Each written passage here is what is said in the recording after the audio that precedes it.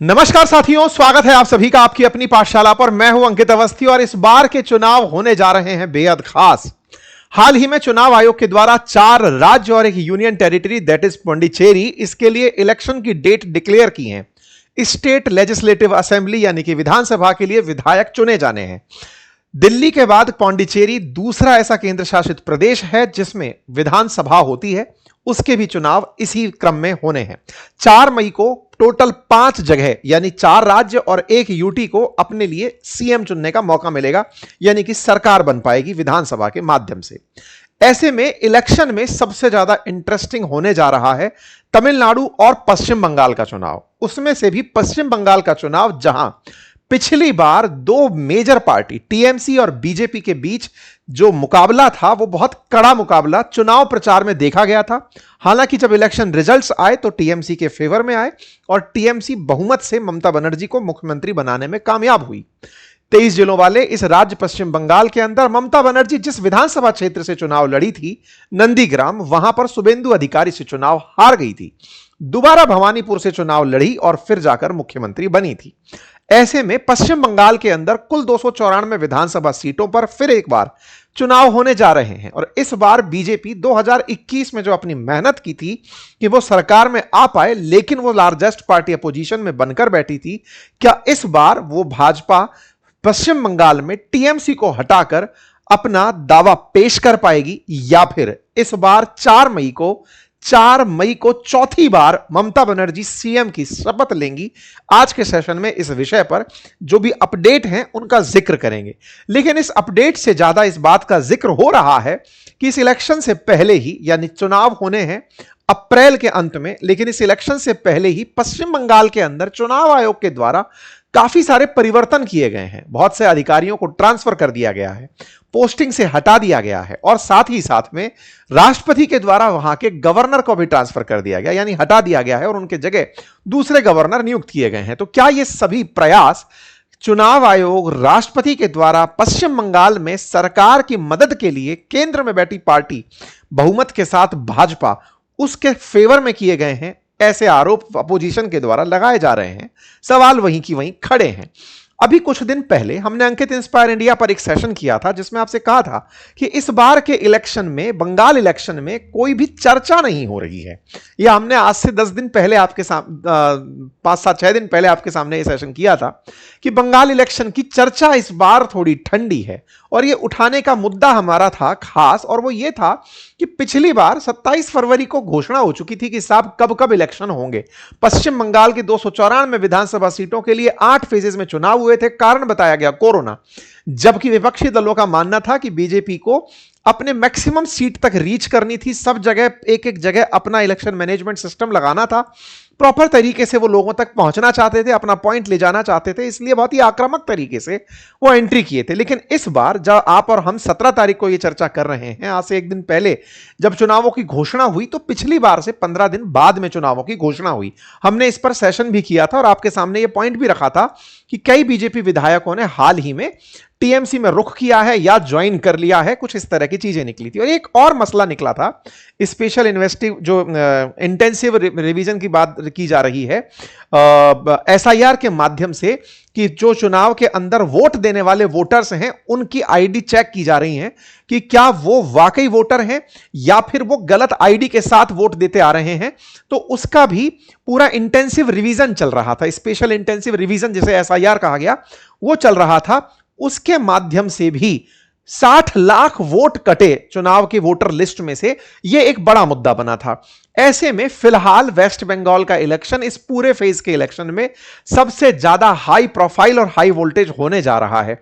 लेकिन सवाल बहुत सारे हमने पिछली बार उठाए थे, और वो ये कि 8 फेज में जहां इलेक्शन हुए वहां बीजेपी ने इस बार 2 या 3 फेज की ही बात की है। इलेक्शन कमीशन ने फाइनली 2 ही फेज में पश्चिम बंगाल के अंदर इलेक्शन कराने का निर्णय लिया है। यानी कि सारे की सारे वो चीजें आपको फिलहाल दिखाई दे रही हैं पश्चिम बंगाल में, जो कि आप और हमने डिस्कस की थी कुछ दिनों पहले। तो यह एक चर्चा का विषय है कि पश्चिम बंगाल के इलेक्शन में क्या चुनाव आयोग ममता बनर्जी के खिलाफ षड्यंत्र रच रहा है, जो कि ममता बनर्जी का आरोप है, या भाजपा चुनाव आयोग के माध्यम से, क्योंकि वहां पर वो अपोजिशन में बैठी पार्टी है और वहां पर फेयर प्ले ग्राउंड चाहती है, तो चुनाव आयोग से जो एक्सपेक्टेड है कि चुनाव में सब कुछ ऐसा रहे कि हर, चाहे अपोजिशन में हो या सत्ता में, वो समानता के साथ अपनी दावेदारी पेश कर सके, तो उसको करने का प्रयास कर रहा है। आरोप प्रत्यारोप सारे हैं, मसले अपडेट के साथ आपके सामने हम रखने जा रहे हैं।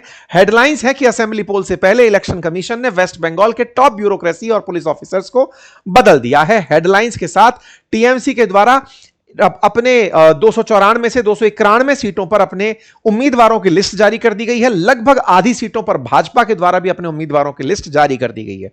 ऐसे में शुभेंदु अधिकारी बनाम ममता बनर्जी, शुभेंदु अधिकारी जो पहले टीएमसी में हुआ करते थे, फिलहाल ममता बनर्जी के सामने उन्हीं की सीट, जहां पर पहले नंदीग्राम से चुनाव लड़ी थी, बाद में फिर भवानीपुर से जीतकर आई थी, दोनों ही जगह पर मुकाबला देने पहुंच गए हैं। तो यह मुकाबला इस बार बेहद खास होने जा रहा है, यानी कि बीजेपी टीएमसी के सामने फिर से आक्रामक रुख के रूप में दिखाई दे रही है।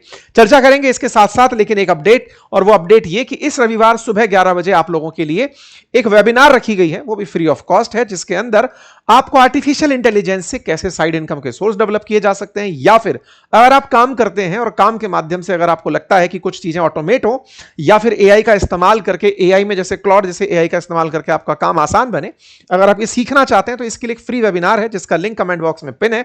वहां जाकर आप अपने आप को रजिस्टर कर लीजिए, ज्वाइन कर लीजिए, कम्युनिटी के अंदर आपको ज्वाइन करा दिया जाएगा। वहां पर आपको क्लास का लिंक मिलेगा, आप रविवार सुबह 11 बजे उस लिंक पर क्लिक करके क्लास को ज्वाइन कर पाएंगे। अगर कम्युनिटी फिल हो जाती है तो परेशान ना हो, हम एक और बना करके आपके सामने पेश कर देंगे, ठीक है।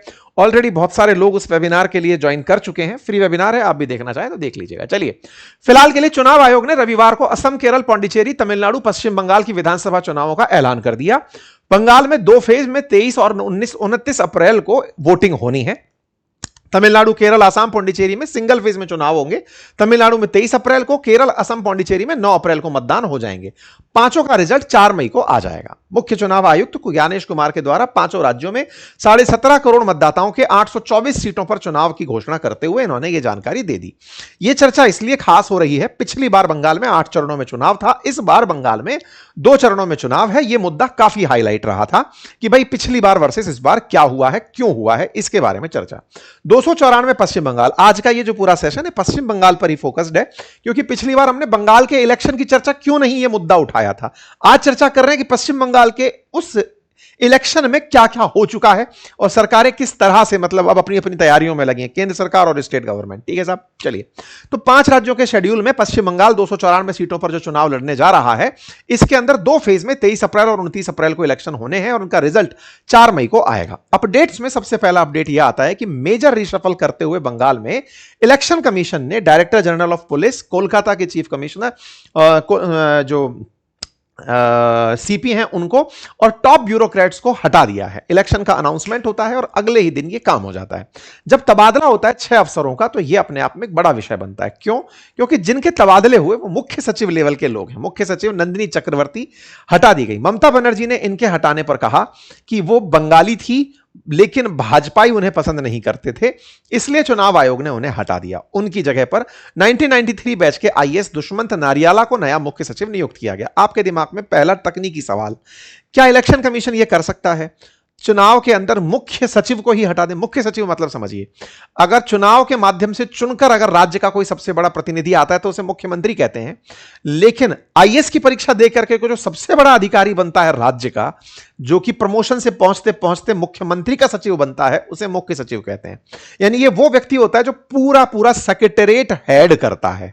मुख्यमंत्री के जितने भी प्लान हैं, मुख्यमंत्री की जितनी भी योजनाएं हैं, तमाम सचिव लेवल के अधिकारियों से, आईएएस अधिकारियों से वो एग्जीक्यूट कराता है। आईएएस के अंदर स्टेट की सबसे ऊंची पोस्ट चीफ सेक्रेटरी और केंद्र में आईएएस की सबसे ऊंची पोस्ट कैबिनेट सेक्रेटरी होती है, जो प्रधानमंत्री के सचिव के रूप में आप समझ सकते हैं। हालांकि आजकल पीएमओ के अंदर अलग सचिव होते हैं, सीएमओ के अंदर अलग सचिव होते हैं, लेकिन आधिकारिक जो अगर आप ब्यूरोक्रेसी हायरार्की देखें तो मुख्य सचिव ही आईएएस अधिकारियों के बहुत सी चीजों का निर्णय लेते हैं। उनको कौन सा पद मिलना है, कौन सा ट्रांसफर पोस्टिंग होनी है, उसमें वो मुख्यमंत्री की सहायता करते हैं, काम का एग्जीक्यूशन कराते हैं।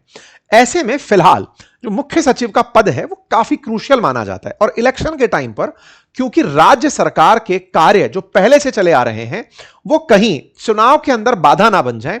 ऐसे में चुनाव आयोग जिन भी राज्यों में राज्य सरकारों का इंटरफेरेंस ज्यादा पाता है वहां पर कई तकनीकी परिवर्तन करता है, कई अधिकारियों को हटाता है। चुनाव से पहले चुनाव आयोग का यह रोल नहीं रहता, लेकिन चुनाव के आचार संहिता के साथ जैसे ही अनाउंसमेंट ऑफ इलेक्शन होता है, जैसे संडे को हुआ, तो अनाउंसमेंट के तुरंत बाद आचार संहिता लगती है और वो पूरा राज्य चुनाव आयोग के प्रशासनिक अंडर में चला जाता है। यानी कि अब यहां पर जो भी होगा वो चुनाव आयोग करेगा। चुनाव आयोग एक प्रकार की संवैधानिक संस्था है जो केंद्र के मतलब हालांकि अंडर में तो काम नहीं करती है, उसको पूरी तरह स्वतंत्र काम करने का आदेश दिया हुआ है, तो वो चुनावों को फ्री एंड फेयर कराने के लिए जो भी उपयुक्त समझती है वो करती है।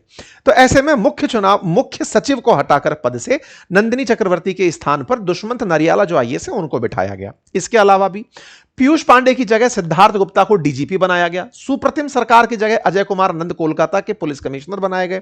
राज्य के गृह सचिव जगदीश प्रसाद मीणा की जगह आईएएस अफसर संघमित्र घोष को गृह सचिव बनाया गया। 6 बड़े अधिकारियों के ट्रांसफर की लिस्ट आती है। इस पर इलेक्शन कमीशन ने तर्क, जो ऑब्वियस सी बात है कि हम राज्य के अंदर गृह सचिव क्या करता है ना, पुलिस पर पूरा नियंत्रण।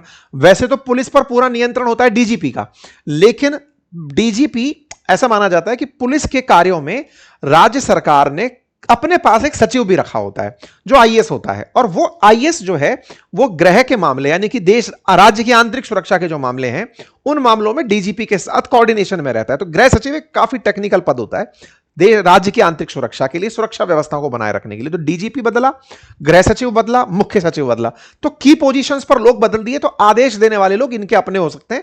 यानी चुनाव आयोग को जो लगता है कि ये फ्री एंड फेयर इलेक्शन करा सकते हैं उनको बिठाया गया। चुनावों की समीक्षा के बाद ही उन्होंने यह फैसला लिया। इलेक्शन कमीशन ने कहा 7 एईओ आरओ अधिकारी भी इनके द्वारा यहां पर बदले गए।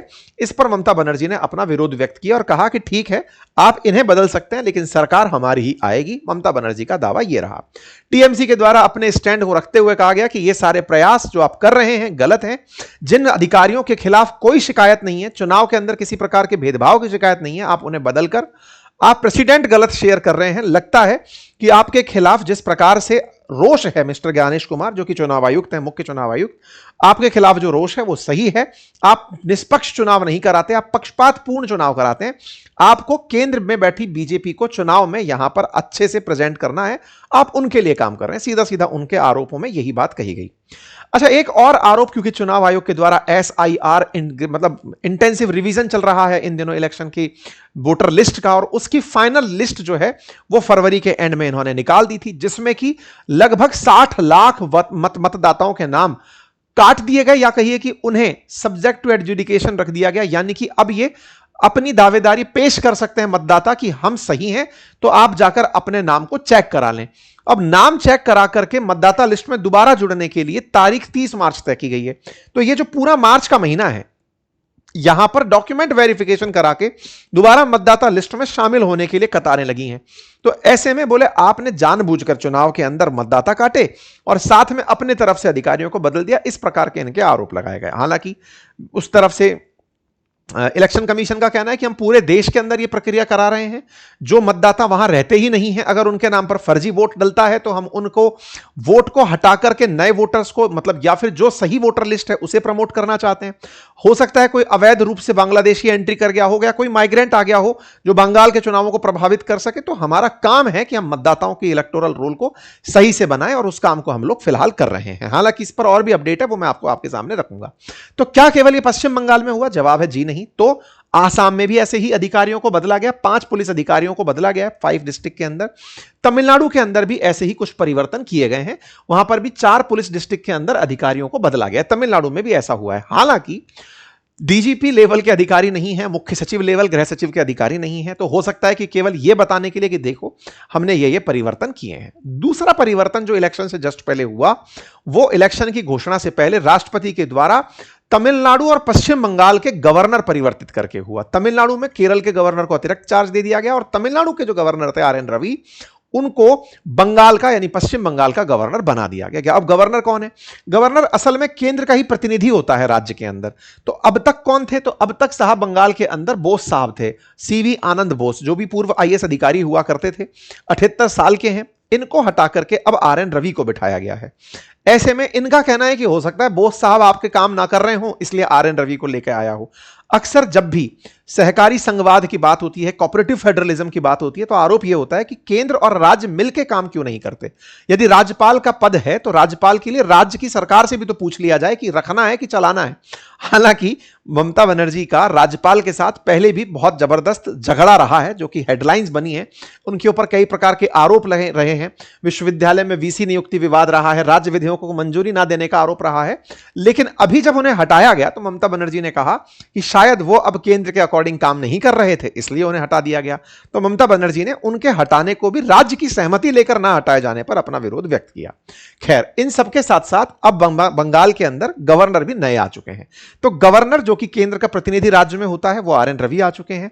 वहीं दूसरी तरफ बड़े अधिकारी बदले जा चुके हैं। अब बात आती है यहां पर वोटिंग की। तो वोटिंग की डेट यहां पर आई है 23 और 29 अप्रैल। इसमें नॉमिनेशन का जो आखिरी दिन रखा गया है वो 7 अप्रैल रखा गया है फर्स्ट फेज के लिए, और 10 अप्रैल रखा गया है सेकंड फेज के लिए। मतलब 6 अप्रैल और 9 अप्रैल रखा गया है। ये 6 अप्रैल और 9 अप्रैल रखने के पीछे और इतने ज्यादा डिले करने के पीछे तर्क दिया गया कि 30 मार्च को जब 60 लाख मतदाता जिनके नाम अभी जांच के दायरे में हैं, जिसको करने के लिए सुप्रीम कोर्ट ने 500 से अधिक जुडिशियल ऑफिसर तैनात किए हैं, हाई कोर्ट के ऐसे जज तैनात किए गए कोलकाता के हाई कोर्ट के अंडर में, जिनके माध्यम से जुडिशियल तरीके से यह चेक हो सके कि यह प्रॉपर फेयर तरीके से काम हो रहा है या नहीं, जिनके नाम कटे हैं वो जेन्युइन है या नहीं है, उनका पता लगाया जा सके। तो गहन इंटेंसिव तरीके से रिवीजन चल रहा है इलेक्टोरल रोल का, और उस इलेक्टोरल रोल के रिवीजन को होने में 30 मार्च आ जाएगा। इसीलिए नॉमिनेशन का दिन 6 अप्रैल और 9 अप्रैल रखा गया है।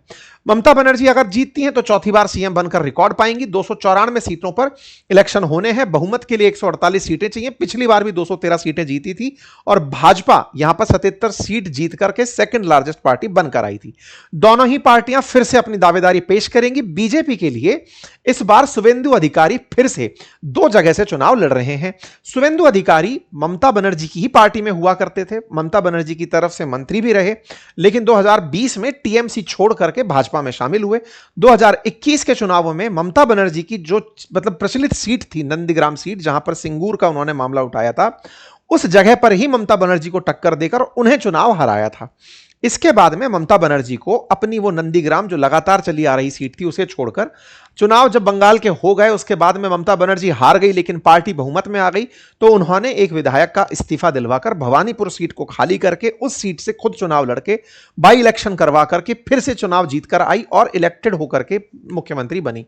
हालांकि बिना व्यक्ति इलेक्टेड हुए भी 6 महीने तक मुख्यमंत्री रह सकता है, तो ममता बनर्जी ने यह तरीका फॉलो किया था। इस बार भवानीपुर और नंदीग्राम दोनों ही जगह पर शुवेंदु अधिकारी उन्हें टक्कर देने के लिए चुनाव में उतर गए हैं।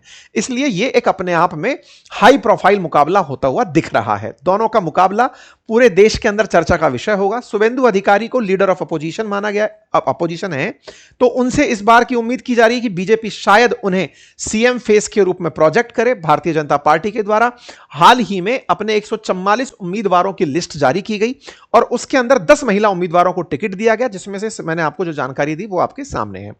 इसके साथ साथ ममता बनर्जी ने भी अपनी तरफ से आज थोड़ी देर पहले 294 में से 291 सीटों पर अपने उम्मीदवार जारी कर दिए। इस बार उन्होंने सेलिब्रिटीज को कम मौका दिया है। अल्पसंख्यकों की संख्या लगभग 50 के आसपास बताई जा रही है, उन्हें मौका दिया गया है। तो भाजपा की तरफ से शुवेंदु अधिकारी को ममता बनर्जी के सामने एज एन फेस डिक्लेयर तो नहीं किया गया, लेकिन हां, जब वो इतना कड़ा मुकाबला दे रहे हैं तो उस तरह से उन्हें प्रेजेंट किया जा रहा है। बीजेपी ने अपने उम्मीदवारों में 23 टीचर्स को, 8 सामाजिक कार्यकर्ताओं को, 6 वकीलों को, 5 डॉक्टरों को टिकट वितरण में जगह दी है। ममता बनर्जी के द्वारा थोड़ी देर पहले जो सीट वितरण हुआ उसमें से 3 सीटें उन्होंने अपनी सहयोगी पार्टी बीजीपीएम के लिए छोड़ दी हैं और अपनी तरफ से उन्होंने महिलाओं को भी प्राथमिकता देते हुए 52 तो महिलाओं उम्मीदवारों को रखा है, 15 सेलिब्रिटीज को टिकट दिया है, 47 उम्मीदवार अल्पसंख्यक समुदाय से हैं, 40 साल के उम्र के से कम के 42 उम्मीदवारों को टिकट दिया गया है और 95 कैंडिडेट SC ST कैंडिडेट बताए गए हैं। तो कुल मिलाकर के पश्चिम बंगाल के अंदर इलेक्शन में अब फिर से एक माहौल दिखने लगा है। और आप लोग इस चीज को कैसे देखते हैं जरूर बताइएगा। टीएमसी का मानना है कि इस बार 4 मई को ममता बनर्जी फिर से सीएम रिपीट करेंगी। वहीं कुछ का कहना है 4 मई ममता गई। आप लोग क्या सोचते हैं? अपनी तरफ से जरूर अपनी राय कमेंट बॉक्स में बताएं। फिलहाल के लिए इतना ही। बाकी लिंक कमेंट बॉक्स में पिन है फ्री वेबिनार का, उसे ज्वाइन कर लीजिए। रविवार के दिन आपकी वेबिनार होगी। धन्यवाद।